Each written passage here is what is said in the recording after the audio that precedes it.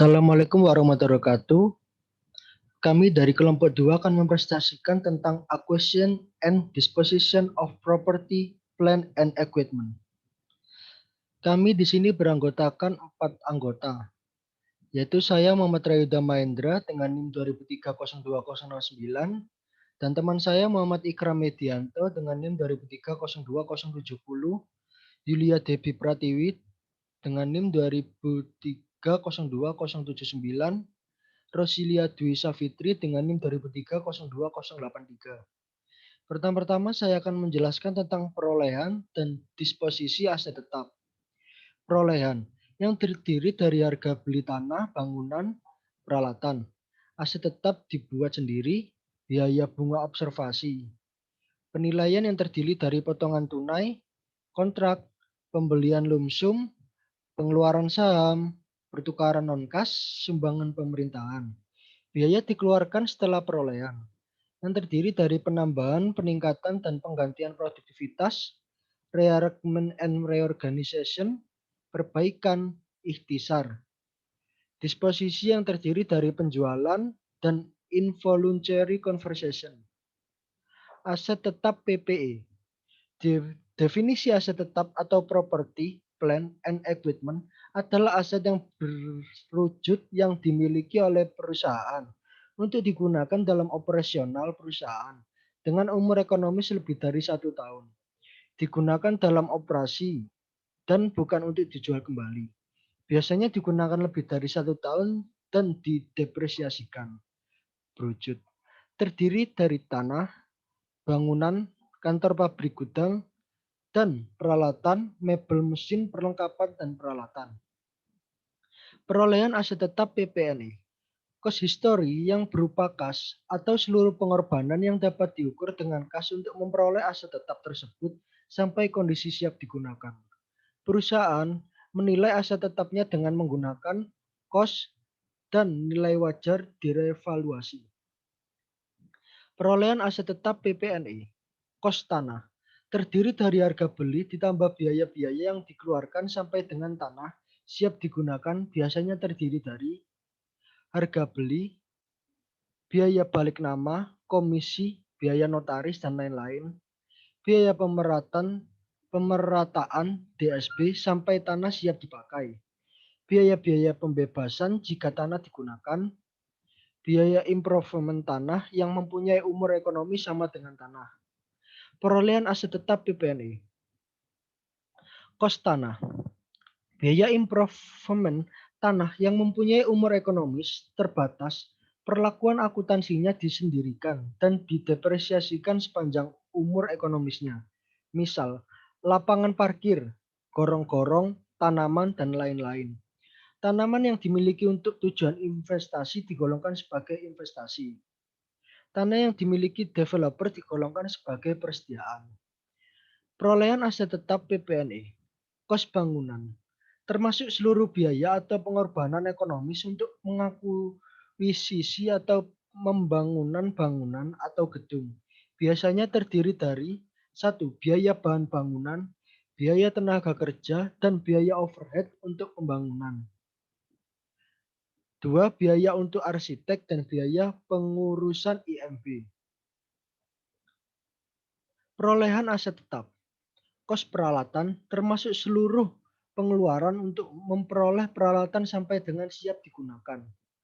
Terdiri dari 1. Harga beli, 2. Biaya angkut dan penanganan, 3. Biaya asuransi selama pengangkutan, 4. Biaya setting, instalisasi, dan lain-lain, 5. Biaya untuk percobaan. Perolehan aset tetap PPNE. E10 1. Variation. Di bawah ini data pengeluaran yang berhubungan dengan perolehan tanah, improvement tanah, dan bangunan pada suatu perusahaan. Diminta mengklasifikasikan masing-masing pengeluaran tersebut. Penggolongannya: A. Utang kepada bank untuk membayar kontraktor bangunan. B. Pembayaran kontrak bangunan. C. Harga beli tanah dan biaya peralatan. D. Biaya baik nama untuk tanah. E. Asuransi selama pembangunan 6 bulan. F. Pengembalian peskot asuransi karena bangunan diselesaikan lebih awal. Assalamualaikum warahmatullahi wabarakatuh. Saya Muhammad Isra Medianto dengan NIM 200 10 20 70. Di sini saya akan melanjutkan presentasi dari teman saya, yaitu Yuda. Langsung saja kita presentasikan. Perolehan aset tetap PP dan E. Aset tetap dibuat sendiri, terdiri dari biaya bahan dan biaya tenaga kerja langsung, biaya overhead bisa diperlakukan dengan jual syarah. Satu, terdiri dari BUP variabel. Dua, pembebanan sebagai BUP selama proses konstruksi. Perusahaan lebih sering memakai metode yang kedua.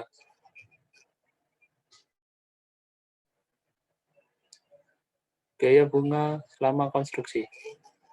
3 pendekatan untuk perlakuan biaya bunga selama konstruksi. Dari $0, menaikkan kos aset tetap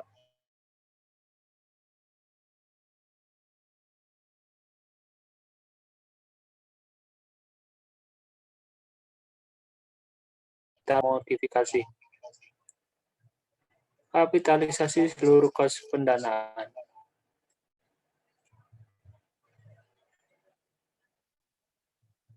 IFRS mensyaratkan kapitalisasi biaya bunga selama konstruksi dengan modifikasi. Konsisten dengan kos historis. Konsisten meliputi 3 item. 1. Aset yang dibuat. 2. Periode kapitalisasi. 3. Jumlah kapitalisasi.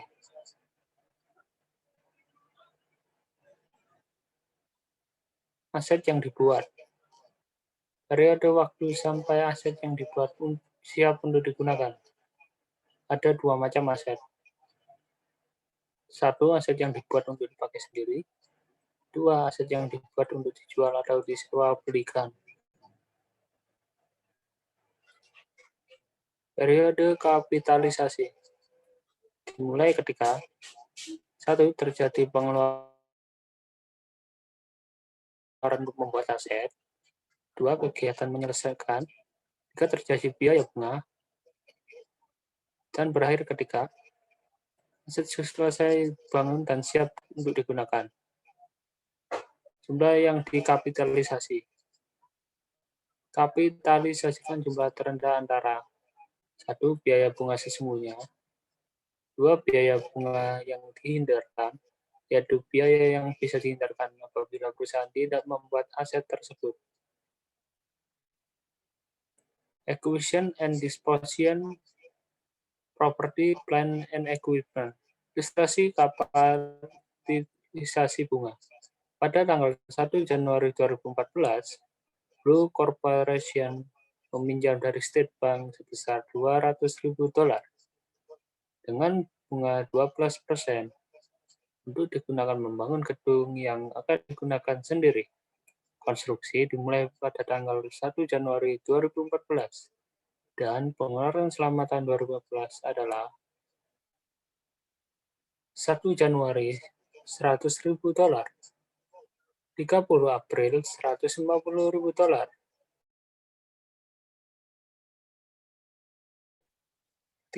31 Desember $100.000, dan total pengeluaran pada tahun 2014 adalah $650.000.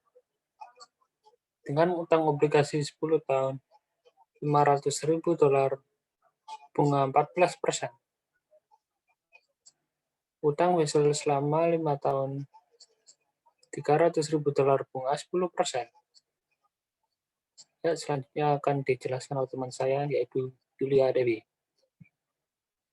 Assalamualaikum warahmatullahi wabarakatuh. Nama saya Yulia Dewi Pratiwi dengan NIM 200302079. Di sini saya melanjutkan materi dari teman saya.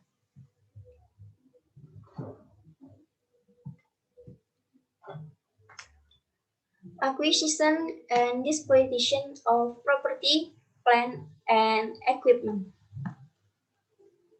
Step 1. Menentukan aset yang memenuhi kualifikasi untuk kapitalisasi aset.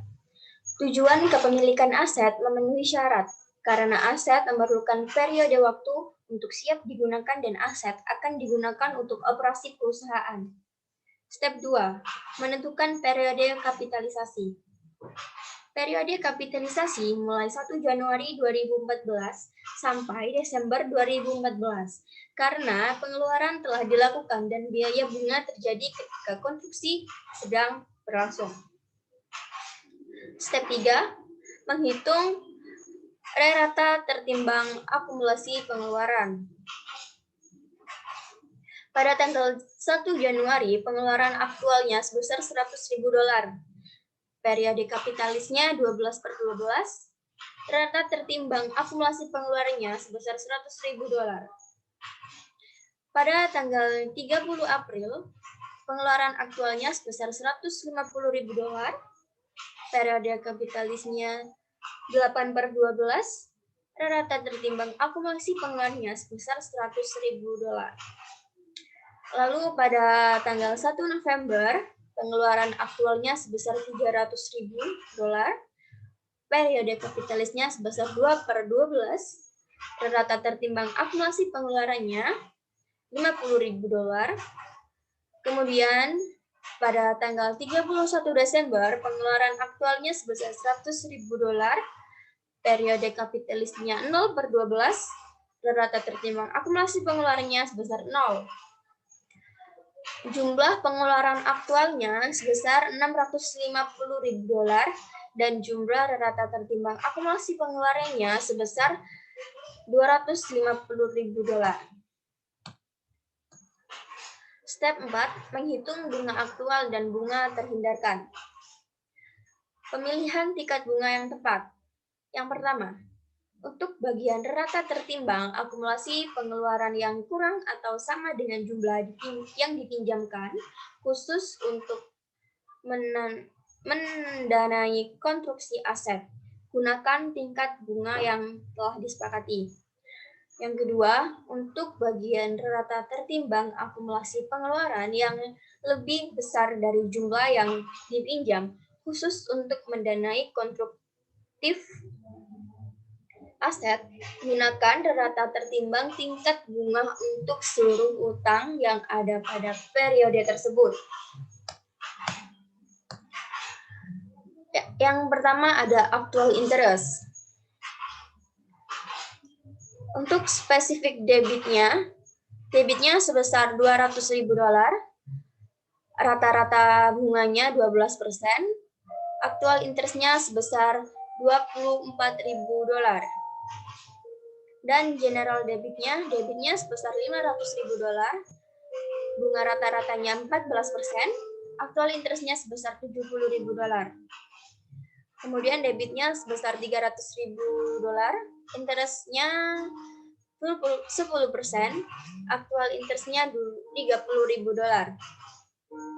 Jumlah debitnya adalah $1 juta dan jumlah actual interest-nya sebesar $124.000. Weighted average interest rate on general debit. $100.000 dibagi $800.000 sama dengan 12,5%. Jadi $100.000 itu dari $70.000 ditambah $30.000 dari actual interest. Kemudian yang $800.000 itu dari $500.000 ditambah $300.000 dari debit, totalnya $800.000. Yang kedua ada avoidable interest. Accumulated expenditures $200.000, interest rata-ratanya 12%, avoidable interest-nya jadi $24.000. Dan ada $50.000 akumulasi expenditures, rata-ratanya 12%, jadi $6.250. Total accumulated expenditures yaitu $250.000 dan total avoidable interest-nya yaitu $30.250.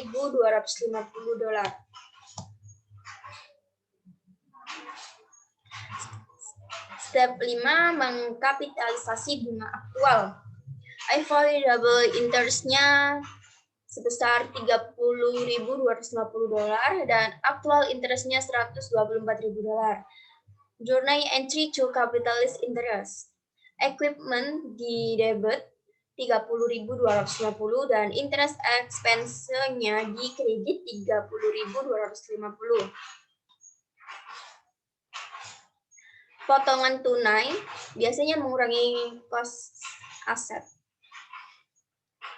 Pembayaran angsuran, aset yang dibeli melalui kredit jangka panjang dicatat sebesar nilai sekarang dari pembayaran angsurannya.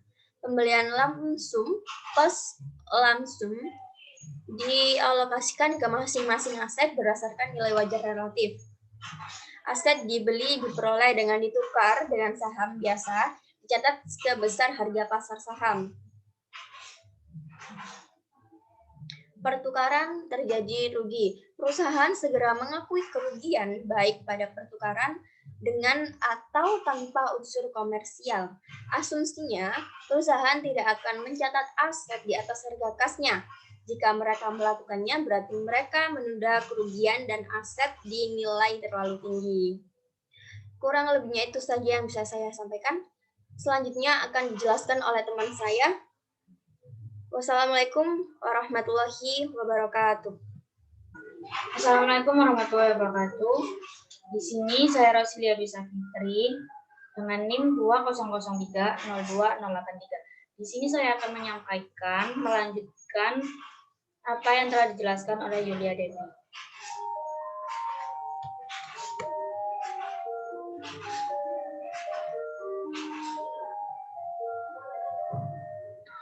Yang pertama kita masuk dalam soal.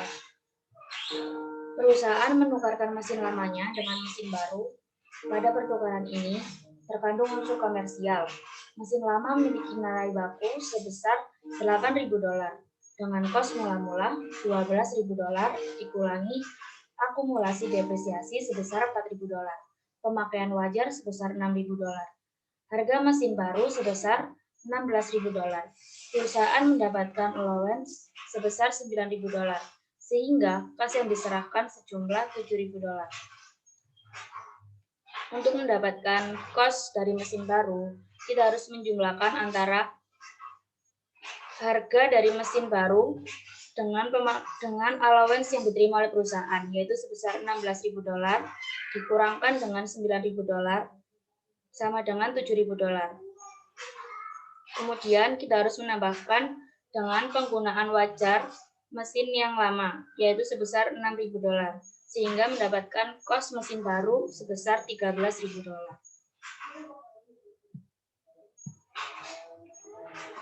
Selanjutnya, jurnal ditulis seperti berikut.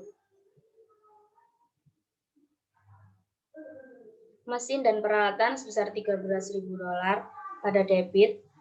Depresiasi mesin dan peralatan sebesar $4.000 pada debit. Rugi pertukaran sebesar $2.000 di debit. Pada mesin dan peralatan lama sebesar $12.000 di kredit. Dan kas sebesar $7.000 di kredit. Untuk mendapatkan rugi pertukaran, kita harus mengkurangkan antara penggunaan wajar mesin sebesar $6.000 dengan book value use mesin sebesar $8.000, maka yang dihasilkan adalah $2.000. Selanjutnya, pertukaran situasi laba. Perusahaan biasanya mencatat pertukaran aset tetap dengan unsur komersial sebesar nilai wajar aset tetap, diserahkan dan langsung mengakui laba saat pertukaran.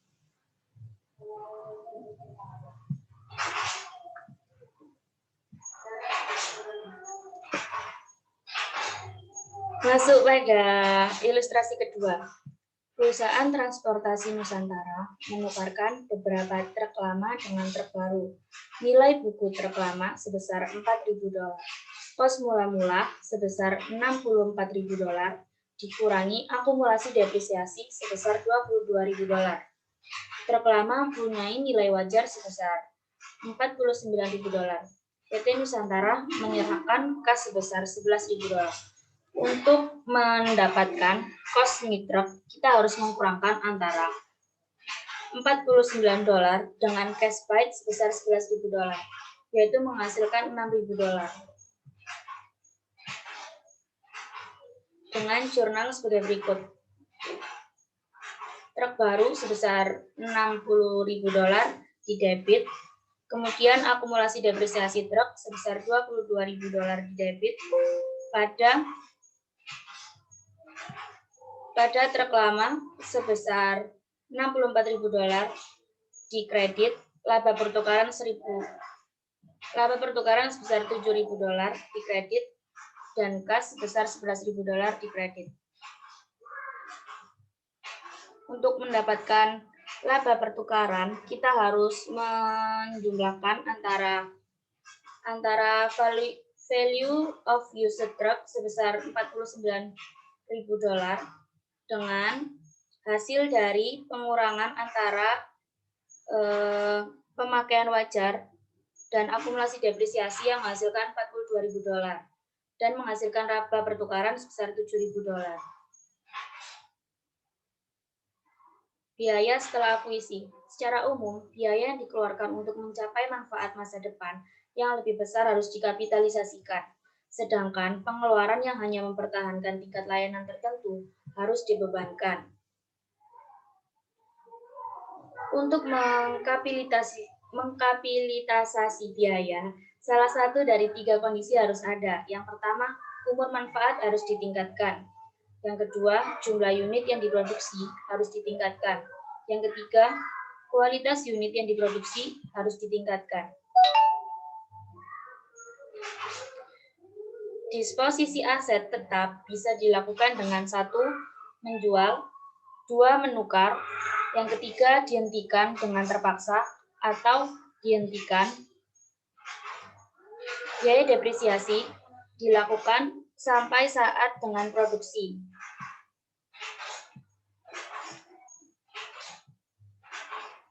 Ilustrasi yang ketiga. Parent company record depreciation on the machine costing $18,000 for 9 years at the rate of $1,200 per year if it sell the machine in the middle of the 10 years for $7,000. Parent record depreciation to the date of sale. Dengan jurnal beban depresiasi sebesar $600 dan akumulasi depresiasi sebesar $600. Sekian presentasi dari kelompok kami. Kurang lebihnya mohon maaf. Wassalamualaikum warahmatullahi wabarakatuh.